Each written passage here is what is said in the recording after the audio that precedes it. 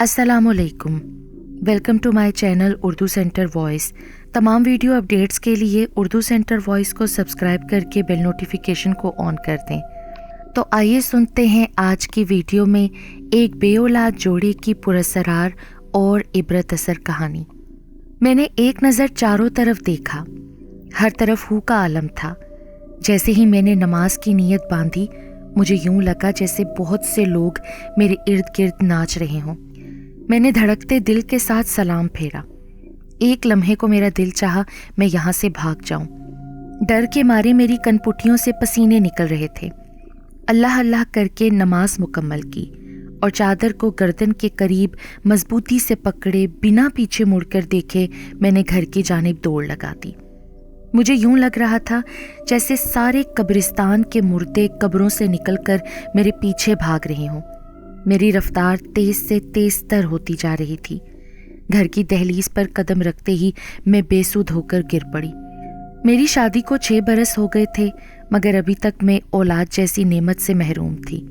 सास नंदों के तानों से तंग आकर मैंने अलग घर का मुतालबा किया तो असगर बोला, किसके साथ अलग रहोगी? मैं तो अपनी माँ को नहीं छोड़ूंगा। मैं दिल महसूस कर रह गई। शादी का सिर्फ 1 साल ही खुशगवार गुजारा था। अल्लाह जानता है गुज़िश्ता 5 साल से मैं किस अजियत का शिकार हूँ। दुनिया का कोई पीर फकीर, कोई डॉक्टर हकीम, दरबार वगैरह नहीं छोड़ा जहाँ मैं ना गई हूँ। पहल तो असगर भी मुझे बहुत शौक से लेकर जाते थे, मगर फिर आहिस्ता आहिस्ता वो भी मेरी तरह थक गए। अब जो मैं कहीं जाने का ख्याल जाहिर करती तो वो मुझे बुरी तरह डांट देते। कहते औलाद होनी हुई तो हो जाएगी, अल्लाह के साथ कोई ज़ोर ज़बरदस्ती नहीं। ख्वामख्वाह क्यों अपना वक्त और पैसा बर्बाद करूं इस चीज़ के लिए जिसमें किसी इंसान का कोई बस ही नहीं। कहते तो वो ठीक थे, मगर ये बात मेरी सास को कहाँ समझ में आती थी। वो जब असगर से कहती दूसरी शादी कर लो, मेरा दिल तो मुट्ठी में आ जाता था। उनका जवाब सुनने के लिए मैं सांस तक रोक लेती और उनका जवाब हमेशा एक ही होता, आप जानती हैं परवीन बिल्कुल ठीक है, मुझ में थोड़ा बहुत मसला है। अरे मेरे बच्चे, मेरे भोले, वो तो ठीक हो गया था ना अमेरिका वाले डॉक्टर की दवा से। अम्मा हाथ लहराते हुए याद दिलाती। असगर सर झटक कर उठ जाते। मेरे लबों पर खफीफ सी मुस्कुराहट फैल जाती। अभी कुछ दिन पहले ही मुझे एक जानने वाली खातून ने बताया था कि कब्रिस्तान के करीब जो बेरी का दरख्त है, उसके नीचे बिला नागा 1 हफ्ता मगरिब की नमाज अदा करने से दिल में जो मन्नत मुराद हो अल्लाह के हुक्म से पूरी होती है। और तुम्हारे तो घर के करीब भी है कब्रिस्तान, पैदल जाओ तो भी बस 15-20 मिनट लगते हैं। वो तो आपकी बात ठीक है बाजी, लेकिन मैं घर में क्या कहूँगी? चलो असगर की तो खैर है, वो तो घर आता ही देर से है, मगरिब के कहीं बाद। बाकी मेरी सास को तो आप जानती हैं ना। मैं अफसुर्दा लहजे में कहने लगी तो वो भी तासुर से सर हिलाने लगी। रमज़ानुल मुबारक की आमद थी। कल मेरी बड़ी ननद का फ़ोन आया। वो चाहती थी कि रमज़ानुल मुबारक के सारे रोज़े अम्मा उनके यहाँ रखें। अम्मा तो पहले ही तैयार बैठी थीं। झट कपड़े इकट्ठे किए, बैग कंधे पर रखा और असगर से कहने लगी, मुझे मेरी बेटी के घर छोड़ा। असगर ने झुंझुला कर कहा, अम्मा बेटे के होते हुए अच्छा थोड़ी लगता है कि आप ये बाबरकत महीना किसी और के घर गुजारें। मैंने घूर कर असगर की तरफ देखा तो उन्होंने गड़बड़ा कर माँ का बैग थाम लिया। अरे बेटा, रोज़े तो भरे पूरे घर में ही रखने का मज़ा आता है ना। रोज़ा रख कर खाली मकानों में सारा दिन दीवारें घूरते रहने से बेहतर है बंदा रोज़ा ही ना रखे। भाई छोड़ आओगे तो बेहतर है, वरना मैं शाहिदा से कहूँगी कि अपने बेटे को भेज दे और मुझे ले जाए। अम्मा तंजिया नज़रों से मेरी तरफ देखते हुए हतमी लहजे में बोली, अच्छा चलें ठीक है। असगर ने माँ का हाथ पकड़ते हुए कहा, अम्मा आपके बगैर मेरा वैसे दिल नहीं लगेगा। मैंने आगे बढ़कर अम्मा जी के गले लगते हुए अपने नादीदा आंसू साफ करते हुए कहा, जाने दो ये ड्रामे, दिल में तो तुम्हारे लड्डू फूट रहे होंगे ना कि जान छूटी बुढ़ी से। वो मुझे खुद से अलग करते हुए बेतासुर लहजे में बोली। मैं चुपके से पीछे हट गई। असगर ने माँ को गाड़ी में बिठाया और आहिस्तगी से गाड़ी आगे बढ़ा ली। मैंने अलविदाई हाथ हिलाते हुए दरवाज़ा बंद किया और बच्चों की तरह उछलने लगी। अपना एकदम आज़ाद सा लगने लगा था मुझे। بالکل ایسے لگ رہا تھا جیسے عمر قید کے قیدی کو اچانک سے معجزاتی طور پر رہائی مل جائے۔ میں نے حساب لگایا، رمضان المبارک شروع ہونے میں ابھی 8-9 دن باقی تھے، یعنی میں آرام سے رمضان المبارک سے پہلے یہ کام کر سکتی تھی۔ اگلے دن مغرب کی اذان سے کچھ دیر پہلے ہی میں وضو کر کے قبرستان کی طرف چل پڑی۔ جاتے ہوئے جتنی مسرت محسوس ہو رہی تھی، آتے ہوئے اتنا ہی خوف سے برا حال تھا۔ دروازے کا پٹ ہولے سے کھلا، میں یکدم لرز گئی۔ تبھی اصغر گھر میں داخل ہوا۔ تم یہاں کیوں بیٹھی ہو؟ وہ مجھے دروازے کے قریب نڈھال سا بیٹھا دیکھ کر حیرانی سے پوچھنے لگے۔ مجھے چکر آ گیا تھا، میں نے ہکلاتے ہوئے کہا۔ ابھی تو رمضان المبارک شروع نہیں ہوا، تمہیں پہلے چکر آنے لگے؟ وہ ہنستے ہوئے بولے اور ہاتھ بڑھا کر مجھے کھڑا کیا۔ کھانا پکاتے ہوئے کھاتے ہوئے میں اسی کیفیت میں گم رہی۔ 2-3 بار اصغر نے ٹوکا بھی مجھے، مگر میرے ذہن میں بار بار ایک ہی منظر چل رہا تھا۔ ساری رات میں نے خود سے یہ وعدہ کیا کہ کل نہیں جاؤں گی، اگر نصیب میں ہوئی تو ہو جائے گی اولاد۔ میں قبرستان میں اس بیری کے درخت کے پاس جا کر نماز نہیں پڑھوں گی۔ پر صبح کا سورج نکلتے ہی سب ڈر خوف ختم ہو گیا اور خود سے کیے گئے وعدے بھی۔ یاد تھا تو بس اتنا کہ مجھے ہر حال میں مغرب کی نماز قبرستان میں جا کر پڑھنی ہے۔ عمل کرنے کے بعد جب میں قبرستان سے واپس گھر آتی تھی تو میری حالت بہت غیر معمولی ہو جاتی تھی۔ میں تقریباً 1 گھنٹے تک غشی اور بے ہوشی کی حالت میں رہتی تھی۔ اس کے بعد جب میرے حواس بحال ہوتے تو میں اپنے سارے بدن میں بہت تکلیف محسوس کرتی تھی۔ خیر، اللہ اللہ کر کے یہ عمل ختم ہوا۔ میں نے سکھ کی سانس لی۔ رمضان المبارک بھی شروع ہو گیا۔ غالباً 9واں یا 10واں روزہ تھا جب افطاری کے بعد میں چائے بنانے کے لیے اٹھی تو چکرا کر گر پڑی۔ اصغر فوراً مجھے ہاسپٹل لے گئے۔ ہسپتال والوں نے جو خبر دی اسے سننے کے لیے ایک مدت سے میرے کان ترس رہے تھے۔ اصغر بہت خوش تھا۔ اماں خبر سنتے ہی دوڑی چلی آئیں۔ اماں نے آتے ہی میرا صدقہ دیا، میرا منہ ماتھا چوما۔ میں حیرانی سے اماں کا روپ دیکھ رہی تھی۔ اتنا واری صدقے تو وہ شادی کے شروع دنوں میں بھی نہیں ہوئی تھیں جتنا اب ہو رہی تھیں۔ میں نے بھی ماں بیٹے سے خوب نخرے اٹھوائے۔ پریگننسی کا 7واں مہینہ چل رہا تھا کہ اچانک میری طبیعت خراب ہو گئی۔ اصغر بھاگم بھاگ مجھے ہسپتال لے گئے۔ جب مجھے ہوش آیا تو گلابی کمبل میں لپٹی ایک بچی میرے پہلو میں لیٹی ہوئی تھی۔ میں نے محبت پاش نظروں سے اس کی طرف دیکھا۔ تبھی اصغر اور اماں کمرے میں داخل ہوئے۔ ابھی تو 7 ماہ بھی پورے نہیں ہوئے تھے۔ میں نے پریشانی سے اصغر کی طرف دیکھتے ہوئے نکاہت زدہ لہجے میں کہا، تمہاری حالت بہت بری تھی۔ ڈاکٹرز کا کہنا تھا جتنی جلدی آپریشن ہو جائے اچھا ہے، ورنہ تمہاری جان کو خطرہ ہو سکتا تھا۔ اصغر نے بچی کو محبت سے گود میں اٹھاتے ہوئے کہا، اماں یہ ٹھیک تو ہے نا؟ کوئی مسئلہ تو نہیں؟ ارے بالکل ٹھیک ہے بچی، دیکھو ماشاءاللہ سے پورے دنوں کی پیدائش لگتی ہے۔ اماں نے بچی کے گلابی گلابی گال چھوتے ہوئے محبت بھرے لہجے میں کہا تو میں بھی مسکرا دی۔ ہسپتال سے تیسرے روز ہمیں چھٹی مل گئی۔ اماں نے پورے محلے میں مٹھائی بانٹی۔ میں نے اس کا نام منت رکھا تھا۔ حیرت کی بات یہ تھی اماں نے مجھے کچھ نہیں کہا بلکہ خوش دلی سے نام کو پسند کیا، حالانکہ وہ کہتی تھیں کہ بچے کا نام میں اپنے مرحوم والدین کے نام پر رکھوں گی۔ اگر بیٹا ہوا تو غلام مصطفیٰ، بیٹی ہوئی تو سکینہ۔ وہ تو ہر وقت پوتی کو گود میں اٹھائے رکھتی، پوتی کی محبت میں نماز بھی بھولے ہوئے تھیں۔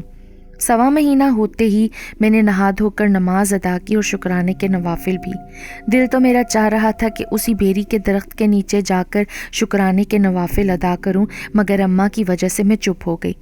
میں نے نماز پڑھ کر دعا مانگی اور جا کر بچی کے چہرے پر پھونک مار دی۔ وہ یکدم ہڑبڑا کر رونے لگی۔ اماں تیزی سے کمرے میں آئیں۔ انہوں نے بچی کو سینے سے لگا کر تھپکا تو کچھ دیر بعد وہ پھر سو گئی۔ کیا کیا تھا تم نے جو منت اتنا روئی؟ اماں منت کو بیڈ پر لٹاتے ہوئے غصے سے بولی۔ کچھ بھی نہیں، میں نے نفی میں سر ہلایا اور وارڈروب سے اصغر کے کپڑے نکال کر استری کرنے لگی جو اسے صبح آفس جاتے ہوئے پہننے تھے۔ رات کا جانے کون سا پہر تھا جب مجھے منت کے رونے کی آواز آئی۔ کچھ دیر میں ڈھیٹ بنے آنکھیں موندے لیٹی رہی، مگر جب آواز تیز ہو گئی تو میں تیزی سے اٹھ کر بیٹھ گئی تاکہ منت کو دودھ پلا سکوں۔ میں نے جیسے ہی منت کو اٹھانے کے لیے قریب رکھے کاٹ کی طرف ہاتھ بڑھائے، مجھے حیرت کا شدید جھٹکا لگا۔ منت پرسکون انداز میں سو رہی تھی۔ تو پھر رو کون رہا ہے؟ میں نے گڑبڑا کر ادھر ادھر دیکھا۔ اصغر آرام سے چرپائی پر لیٹے خواب خرگوش کے مزے لے رہے تھے۔ رونے کی آواز مسلسل بڑھتی جا رہی تھی اور میرا دل سکڑتا جا رہا تھا۔ میں نے اصغر کو آواز دینی چاہی مگر آواز میرے حلق میں ہی پھنس کر رہ گئی۔ تبھی منت کسمسائی تو یکا یک رونے کی آواز بند ہو گئی۔ میں خوف سے سانس بند کیے ارد گرد دیکھتی رہی۔ ساری رات میں نے کانٹوں پر گزاری۔ صبح اس سے پہلے کہ میں کچھ کہتی اماں نے کہا، ساری رات بچی روتی رہی ہے، ایک پل بھی سکون سے سونے نہیں دیا، ساری رات ٹیں ٹیں کرتی رہی ہے۔ اصغر نے چائے کا گھونٹ بھرتے ہوئے بیزار سے لہجے میں کہا، مجھے لگتا ہے بچی ڈر گئی ہے، سنا نہیں رات کیسی عجیب و غریب آواز میں رو رہی تھی؟ اماں نے منت کو تھپکی دیتے ہوئے پریشانی میں کہا، مجھے تو لگتا ہے بچی کی ماں ڈر گئی ہے، اصغر نے ہنستے ہوئے کہا اور بیگ اٹھائے آفس کے لیے نکل گیا۔ پیچھے میں ہکا بکا سی دیکھتی رہ گئی۔ اس واقعے کو ابھی زیادہ دن نہیں ہوئے تھے کہ میں ڈرائنگ روم میں بیٹھی کشنز کے کور چینج کر رہی تھی۔ میں نے محسوس کیا جیسے میرے ارد گرد کوئی ہے۔ میں نے پلٹ کر نظروں کے تعاقب میں دیکھا تو حیران رہ گئی۔ کاٹ میں لیٹی منت مجھے غور سے گھور رہی تھی۔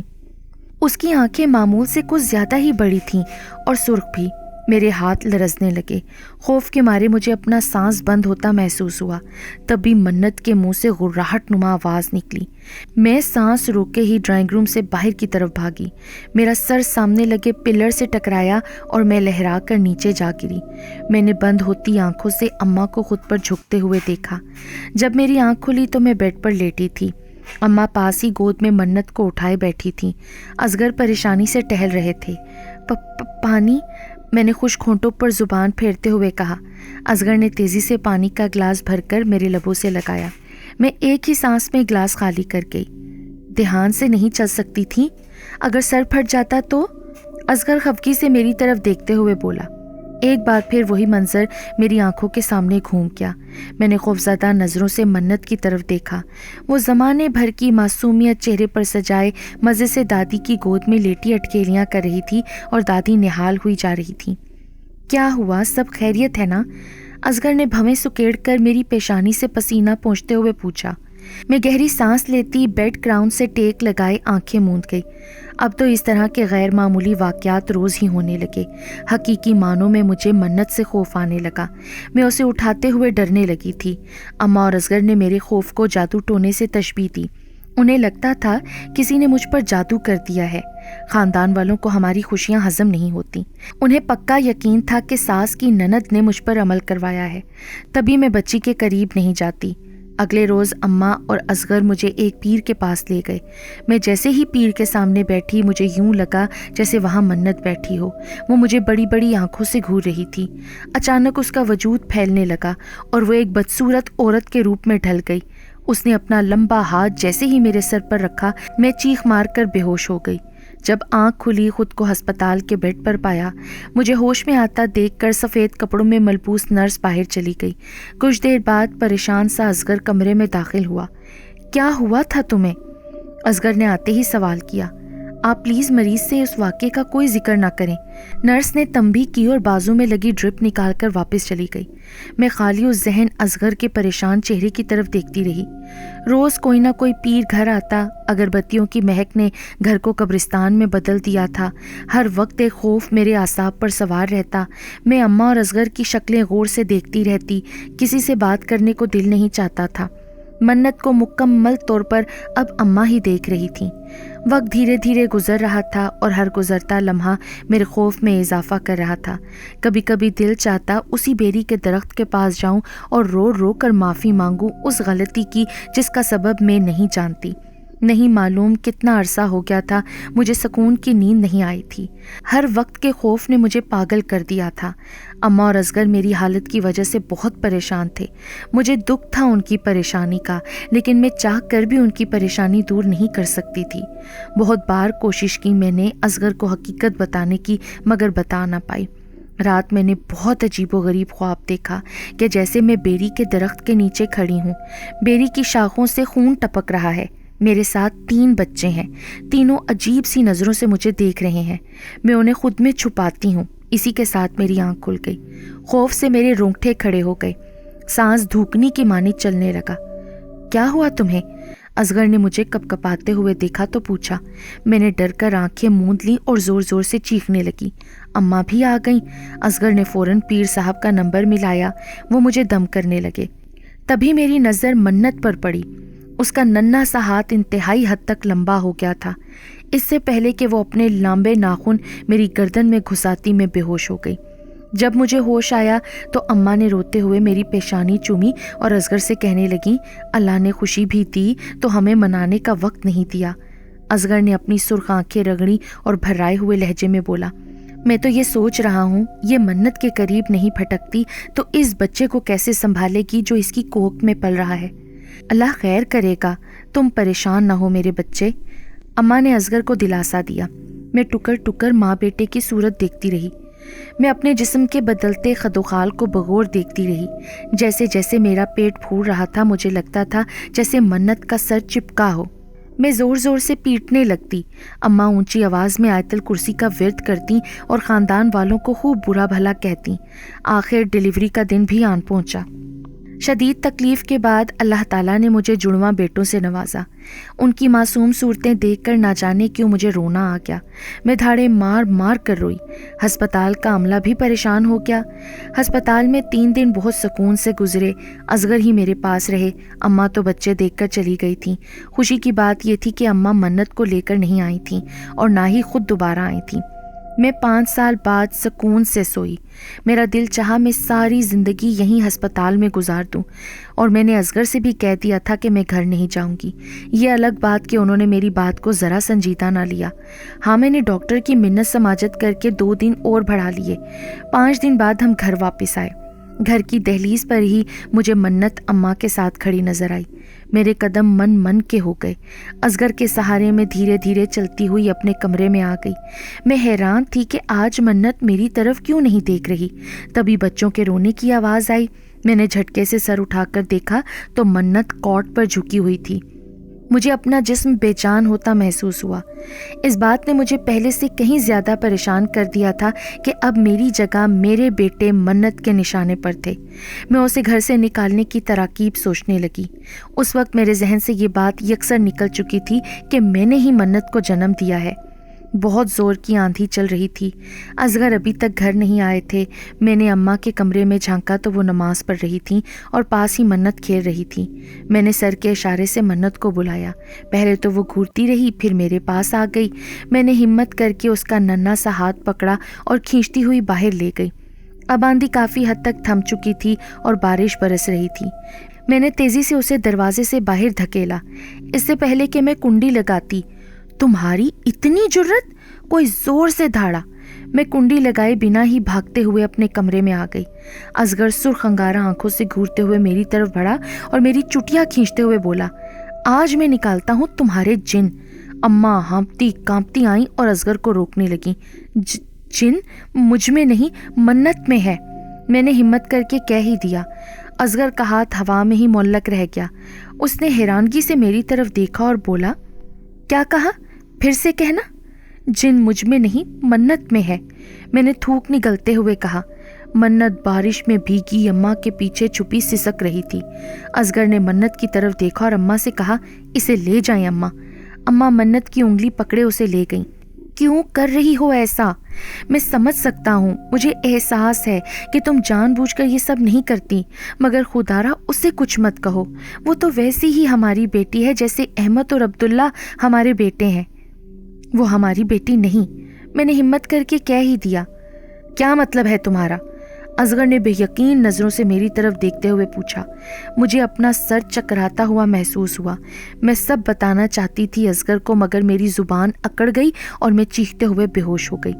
मैं सहन में बैठी धूप सेक रही थी कि अचानक बच्चों के रोने की आवाज़ आई। मैं दौड़कर कमरे में गई। मैंने देखा पास ही मन्नत खड़ी है और मेरे दोनों बेटे हवा में कलाबाजियाँ खा रहे हैं। मैं भूखी शेरनी की तरह मन्नत पर झपटी और उसे पीट डाला। अम्मा ने आकर मुझसे मन्नत को छुड़वाया। क्यों बच्ची को मार रही हो? पागल हो गई हो क्या? अम्मा ज़रा देखें मेरे बेटों को हवा में कलाबाजियाँ खाते हुए। पर वो तो सो रहे हैं, ये देखो।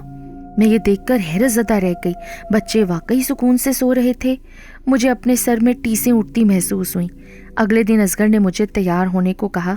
मेरा कहीं जाने का इरादा नहीं था, मगर असगर का बेलचक और खुरदरा लहजा देखकर मैंने चुपचाप बुर्का पहन लिया। तीनों बच्चे घर में अम्मा के पास छोड़कर मैं बेदिली से असगर के साथ चली आई। हमें सफ़र करते हुए तकरीबन 3-3.5 घंटे हो गए थे। गाड़ी का पहिया अब भी बरक रफ्तारी से चल रहा था। मैंने एक नज़र असगर के सपाट चेहरे पर डाली, फिर से गाड़ी के शीशे से बाहर के मनाजिर देखने लगी। तभी मेरी नज़र एक 5 स्टार होटल पर पड़ी। असगर, मुझे बहुत भूख लगी है, खाना खिला दें प्लीज़, मैंने मिन्नत भरे लहजे में कहा। असगर ने एक सर्द निगाह मुझ पर डाली और गाड़ी की रफ्तार बढ़ा दी। गाड़ी अभी थोड़ा ही चली थी कि झटके से रुक गई। असगर ने घूर कर मेरी तरफ देखा और गाड़ी से नीचे उतर गए। बोनट खोलकर कुछ देर तक देखते रहे, फिर मुझे होटल ले गए। खाना खाकर वापस आके जैसे ही असगर ने गाड़ी स्टार्ट की, हैरत अंगेज तौर पर गाड़ी चल पड़ी। असगर ने अजीब सी नज़रों से मेरी तरफ देखा और फिर नज़रें विंड स्क्रीन पर जमाए ड्राइविंग करने लगे।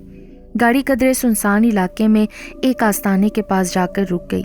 बांस के पिलरों पर खड़ा किया गया आस्ताना, जिसकी छत पराली से ढककर बनाई गई थी। मैं असगर के पीछे पीछे आस्ताने में दाखिल हुई। चौकोर सहन जिसमें एक तरफ नलका लगा हुआ था, कच्ची दीवार के साथ खजूर की चटाई बिछी हुई थी, जहां इक्का दुक्का शख्स बैठे थे। एक शख्स जिसने सब्ज रंग का चोगा पहना हुआ था। असगर ने पास जाकर उससे मुसाफा किया और पीर साहब की बाबत दरियाफ्त करने लगे। जवाबन वो शख्स बोला, बाबूजी, आपने आने में देर कर दी। पीर साहब तो ईरान चले गए हैं। ओह, असगर ने परेशानी से सर पकड़ लिया। हम बहुत दूर से आए हैं बाबा जी, असगर ने अफसुर्दगी से कहा। तो वो बूढ़ा शख्स मेरी तरफ देखते हुए बोला, ठीक है साहब, अगर दम करवाना है तो पीर साहब के बेटे मौजूद हैं, गो के वो अभी सीख रहे हैं मगर दम दरूद कर देते हैं। ठीक है बाबा जी, आप प्लीज़ उन्हें बुलाएं। कुछ ही देर बाद आस्ताने से मुल्हिक घर से सलेटी रंग के सूट में मलबूस एक दरमियाने कद का नौजवान लड़का बाहर निकला। उसके कंधों पर पिस्ता रंग की चादर थी। पाँव में स्याह पेशावरी चप्पल पहने वो नौजवान मतानत से चलता हुआ आया और खजूर की चटाई पर बैठ गया। असगर ने आगे बढ़कर मुसाफा किया और उसके सामने बैठ गया। मैं भी चुपके से असगर के बराबर उस नौजवान के सामने बैठ गई।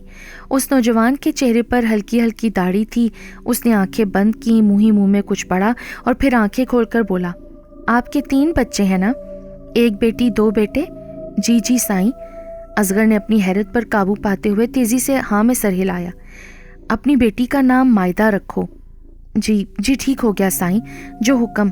असगर ने सीने पर हाथ रखते हुए ताबेदारी से कहा। आपकी घरवाली पर वजन है। कैसा वजन? असगर ने नासमझी से उस नौजवान की तरफ देखते हुए पूछा। तुम्हारे घर के करीब कब्रिस्तान है ना? कब्रिस्तान में मौजूद बेरी? जी साईं, लेकिन मेरी बीवी कभी कब्रिस्तान नहीं गई। असगर ने उनकी बात पूरी होने से पहले ही मजबूत लहजे में कहा। लम्हे भर को उस नौजवान की आंखें सुर्ख हुईं। उसने दोबारा आंखें बंद की, मुंह ही मुंह में कुछ पड़ा और शूं करके मुझ पर फूंक मार दी। इससे पहले कि वो नौजवान आंखें खोलता, मैंने सारी हकीकत खोलकर बयान कर दी। असगर हैरानी से मेरी तरफ देखता रह गया। मैं खुद समझ नहीं पा रही थी कि मैंने कैसे सब कुछ बता दिया। देखो बीबी, अगर तुम अपनी मन्नत भूल गई हो तो हर जुमेरात को बाद नमाज़े मगरिब कुछ मीठा पकाकर उस बेरी के दरख्त के नीचे जाकर रख देना। ये अमल तब तक करना जब तक तुम्हारी बेटी बालिग नहीं हो जाती। जी, मैंने इस्बात में सर हिलाया। असगर शुक्रिया अदा करते हुए उठ खड़ा हुआ। मैंने हिम्मत करके उस नौजवान से ख्वाब भी बयान कर दिया। देखो बीबी, दरअसल जो अमल तुमने किया ना, उसके बारे में तुम्हारे सिवा कोई नहीं जानता था। इसलिए जो बेरी की शाखों से खून के कतरे गिर रहे थे, असल में वो मुश्किलात हैं जो तब तक तुम पर आती रहेंगी जब तक तुम मन्नत पूरी नहीं कर लेती। और इसके अलावा सदका खैरात किया करो। जी। असगर ने कुछ पैसे नौजवान के पास रखे और हम वापसी के लिए रवाना हो गए।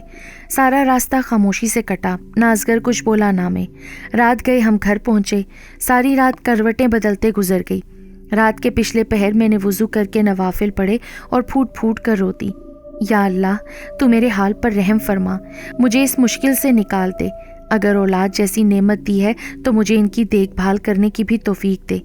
गिड़गिड़ा कर अल्लाह के हजूर दुआ मांगकर मैं हल्की फुल्की हो गई। अगले दिन मैंने देगचा भरकर सफ़ेद चावलों की मीठी खीर बनाई और बाद नमाज़े मगरिब बेरी के उस दरख्त के नीचे जाकर रख दी। शुक्राने के नवाफिल पढ़े और वापस आ गई। मन्नत का नाम बदल कर मायदा रख दिया। अम्मा को जब सारे वाक़े का इल्म हुआ तो वो बहुत खफा हुई। मैंने असगर और अम्मा से बहुत माफ़ी मांगी। मैं मायदा की मन्नत हर साल उतारती हूँ। उस बेरी के दरख्त के नीचे नमाज पढ़कर कुछ न कुछ मीठा पका कर रखाती हूँ। بہت سا وقت گزر گیا ہے، الحمدللہ آج میرے 6 بچے ہیں، مگر منت عرف مائدہ جتنا حسین اور ذہین کوئی نہیں، سب اس کی غیر معمولی ذہانت سے متاثر ہیں۔ یہ بات میرے سوا کوئی نہیں جانتا کہ میری بیٹی منت عرف مائدہ اصل میں بیری کے درخت پر رہائش پذیر جن کی بیٹی ہے۔